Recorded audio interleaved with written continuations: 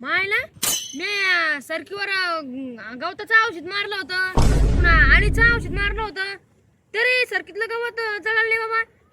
गवतापेक्षा सरकीचे पानं पिवळे पडून गळून चालले, पिवळे पडून गळून चालले डायरेक्ट सरकीची पानं. गवत जळालं नाही, आळी मारत नाही, फक्त गवत सरकीपेक्षा एवढं झालं. तिकडं तुला म्हटलं गवत दिसून राहिलंय. घोडीला काय कोणत्या दुकानदारानं मला घोळात घेतलं त्यानं मला औषध द्यायच्या टायमाला. औषध द्यायच्या टायमाला म्हणत होतं की मोठे मोठे गप्पा आणत होता. 2 दिवसात सरकीला असं मोठ्याला म्हणे सरकी बोंडा लागेल सरकीला, पुन्हा गवत लगेच 2च मिनिटात जळून जाईल म्हणे. नुसते गप्पा आणत होता आणि डुप्लिकेट औषध दिलं काय करून मला फसलं त्यानं. मला बोगस औषध दिलं त्यानं मला, बोगस. गवत जळण नाही, आळी मारण नाही. एक तर 2-3 दिवसानं मी उन्हातानाच औषध मारून राहिलो. घोळीला काय कोणत्या दुकानदारानं. एक काम करतो आता, त्या दुकानदारालाच फोन लावतो. चांगला जिरतो त्याची चांगली दणकून काढतो त्याला लगेच मरणाचं.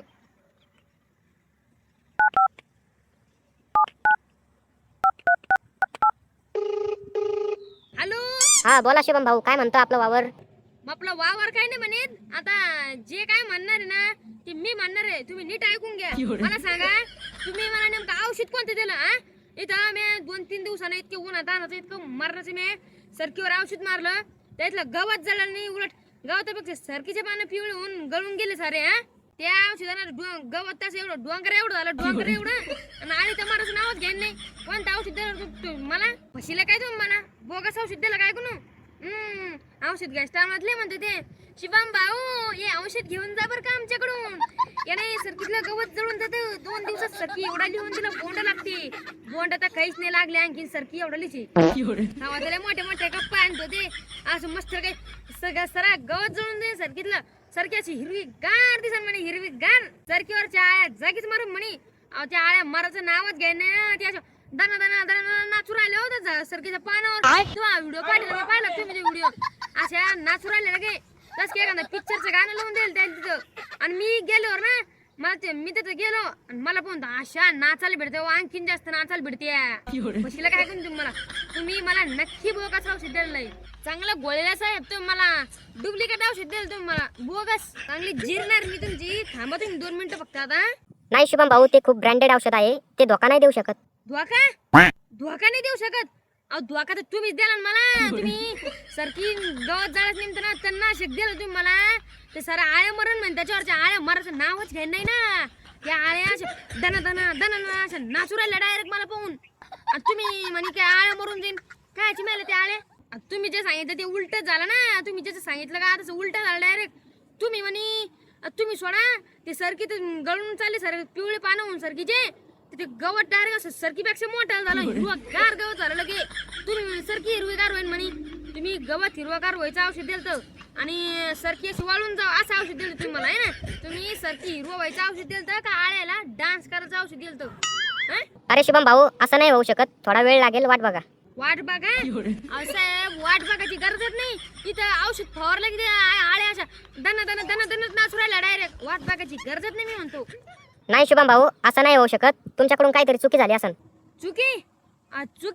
चुकी तर लय झाली हो मायकून. मॅच लय मोठी चुकी केली तुमच्याकडून औषध घेऊन, तुमच्या दुकानातून औषध घेऊन ना मी इतकी मोठी चुकी केली काय सांगू आता. एक तर ते डोंगर एवढं गवत झालं सारं आणि एक तर त्याला मंजूर भेटाय नाही खुरपाला. आणि भेटलं चिकडून तिकडून त्याचे भलते नखरे ना साहेब. त्याला सकाळी आलेलं चहा लागती, बिस्किट लागतं, तर 1-2 नंतर त्याला दुपारा वडापाव लागतो, पिझ्झा लागतो, जेवण पाणी द्यायला सगळ्यात लागतं त्याला. आणि खुरपीत नाही ना नीट असं नसतं. भोसकी पाडते काय माहिती भोसकी पाडून करते आणि तू चुक असं आणते. गवत असं खुडून घेते अर्ध मागच राहतं गवत. काही चवाचं धावाचं खुरपीत नाही, नुसती माहिती खालीवर करते. आणि त्याच्यावर तणनाशक मारावं म्हणलं जळून जायसाठी गवत. तर तणनाशक तुम्ही ते फशीला मला त्या औषधामध्ये बोगस औषध दिलं. औषध मारलं मी सरकीच पानं पिवळे पडून गळून गेले खाली. आणि ते आळ्या त्याच्यावर नाचू राहिले, डान्स करू राहिल्या. कोणतं औषध दिलं तुम्ही? नाचाचं औषध दिलं का तुम्ही? मी तुम्हाला गवत जळाचं औषध द्या म्हणलं होतं, नाचाचं नाही म्हणलं मी. अहो शुभम भाऊ, तुम्ही ते तणनाशक कमी प्रमाणात वापरलं असेल. साहेब माझ्याकडे पारपम पत्रच नाही. माझ्याकडे माझ्या घरावर फक्त 2-3 पत्र आहे. ते मी सारे गळकीचे. पावसाचा दबा दबा दबा पाऊस आला वरून सारे गळत येते, पाणी गळत त्याच्यावरून सारं. आणि तुम्ही मला फशीला काय कोण साहेब? तुम्ही बोगाचं औषध दिलं बरं साहेब मला. हो तुम्ही डुप्लिकेट औषध दिलं साहेब मला. तुम्ही लय फसले साहेब मला तुम्ही हे सरकी गवत जळाचं औषध दिलं ते तुम्ही मला तर वाटतं तुम्ही आळ्या नाचाचं आणि सरकीचे पानं पिवळून गळून जायचं हेच औषध दिलं ऐकून लय फसलं तुम्ही मला मी तुमचं नाव अमिताभ बच्चनला सांगणार आहे आता लय गोळ्यात घेतलं तुम्ही मला एक काम करा शुभम भाऊ दुकानात या आणि दुसरं औषध घेऊन जा.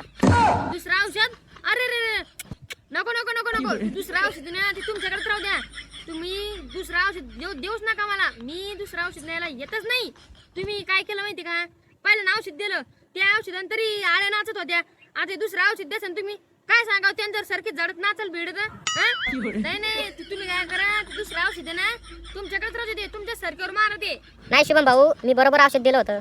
हा बरोबर दिलं होतं मग बरोबर दिलं होतं सांगा ना मग कस काय सरकीची पानं पिवळे पूर्ण गळून गेले हा कस काय ते आळ्या नाचू राहिल्या आळ्या नाचायला द्यायचे पुढे का डीजे लावले की एखादा आणि अशा आळ्या नाचू राहिले हो दना दना दना दना आणि हा तुमच्या दुकानात तुमची युरियाची गोणी नेली ना ती बिन बोगसच निघली धोका द्याल तुम्ही बिन त्या गोणीमध्ये मला बोगस निघली ती बी गोणी त्याच्यात बिन फसले तुम्ही मला माहितीये का नाही शुभम भाऊ हे नाही होऊ शकत.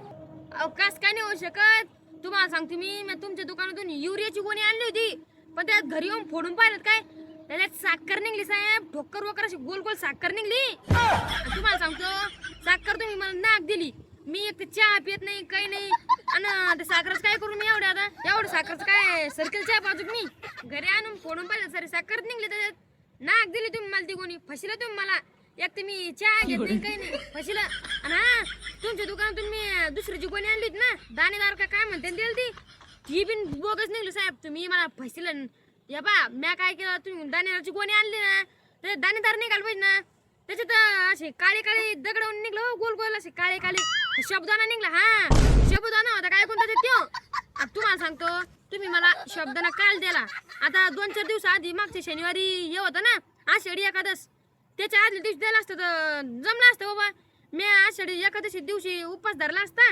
आणि शब्दाना खाल्ला असतं दिवसभर पण तुम्ही मला काल दिली ती कोणी काल काय सर्कल शब्दाना उपवास खाऊ घालत मी आता आणि शब्दाना काळा शब्दाने निघला होता काळा शब्दाना गोणी भरून एवढी गोणी भरून काळा शब्दाना मी असा ढवळा शब्दाना पाहिलं मी असं ढवळा काळा कट नाही पाहिलं मी चांगलं गोळीला साहेब तुम्ही मला लय गोळात घेतले या वर्षीनं काही पण काय बोलताय शुभम भाऊ काही पण बोल राहिले ते सगळं सोडा साहेब तुम्ही मला सांगा त्या सरकीवरच्या आळ्या कस काय नाचू राहिल्या त्याचे भाऊकीचे काय लग्न आहे का कोणचं त्याच्यामुळे नाचू राहिले तर डीजे पुढं का डीजे लावेल तिथं लग्नात जाईल एखाद्याच्या हा कस काय नाचू राहिले त्या आळ्या दनादनात नाचू राहिला की त्या मी भेवर आणून द्यायला साहेब मला भेवर ते एवढं दनादना नाचू राहिले त्याच्या वजन जर सरकीत जर खसकनाचं मोडून वाकून गेलं मग काय करत मग मी लय फसिला साहेब तुम्ही लय धोका द्याला तुम्ही लय बुवागाचं लय फसिलं कस काय नाचू राहिले त्या आळ्या मला वाटतं तुम्हाला तसं नाही जमत मी काय करतो आता तुमचं नाव डायरेक्ट मुंडे साहेबाला सांगतो मी नाव डायरेक्ट तुकाराम मुंडे साहेबाला सांगतो तुमचं नाव